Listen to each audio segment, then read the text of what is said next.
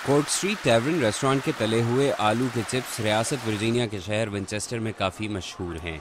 ये चिप्स कई किस्म के खानों के साथ पेश किए जाते हैं। किचन मैनेजर क्रिस बैनेट तलने के लिए इस्तेमाल होने वाला तेल शेननडोआ एग्रीकल्चरल प्रोडक्ट से खरीदते हैं, जो चंद ही किलोमीटर के फासले पर वाक़ एक छोटी कंपनी है। It's nice to help out, hardworking local people. जब ये तेल बार बार इस्तेमाल हो चुका होगा तो शेननडोआ कंपनी इससे एक और काम लेगी। They're going to turn into biodiesel. Biodiesel वो ईंधन है जो मादनी तेल से नहीं बल्कि पौधों के बीजों से निकलने वाले तेल से बनाया जाता है। शेननडोआ कंपनी के फार्म्स की मशीनरी इसी तेल से चलाई जाती है। डायन कैरन्स ये कंपनी चलाती हैं। हम इंसानों समेत हर चीज कायनात का हिस्सा है, तो अगर हम वो काम करें जो माहौल दोस्त हो तो ये यकीनन एक अच्छा इक़दाम होगा और इसके अखराजात भी मुनासिब होने चाहिए। आबादी फैलने की वजह से इस इलाके में काश्तकारी ख़त्म होती जा रही है। कैरन्स कहती हैं कि वो माहौलियाती तहफ़्फ़ुज़ को जहन में रखते हुए मकामी काश्तकारों की मदद करना चाहती हैं, जिसके लिए बायोफ्यूल का जरिया बनने वाली फसलें मददगार साबित हो सकती हैं। इसका मकसद लाखों डॉलर्स कमाना नहीं बल्कि मकामी काश्तकारी को बेहतर बनाकर ये साबित करना है कि इस किस्म की फसलों से ये पेशा जारी रखा जा सकता है। बायोडीजल पूरी दुनिया में फैलती हुई सनत है, मगर कैरन और उनके शराकतदार मुख्तलिफ हैं।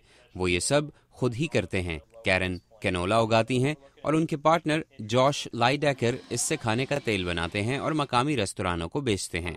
फिर वो इस्तेमाल शुदा तेल वापस लेते हैं और उसे बायोडीजल में बदल देते हैं। इसके लिए निज़ाम जॉश लाइडेकर ने खुद ही डिज़ाइन किया और बनाया। मेरे पास इंजीनियरिंग की कोई बाकायदा तरबियत नहीं है, लेकिन मैं हमेशा चीज़ों को समझना चाहता था। उन्होंने एक ऐसा तरीका भी निकाला है जिससे वो तेल को ट्रैक्टर के पीछे ट्रॉली में ही तैयार कर सकें। चूँकि इसे कहीं भी ले जाया जा सकता है और इसका केमिकल निज़ाम बहुत आसान है, वो कहते हैं कि ये निज़ाम दुनिया में हर उस जगह इस्तेमाल किया जा सकता है जहाँ किसान तेल पैदा करने वाले बीजों की फसल उगाते हैं।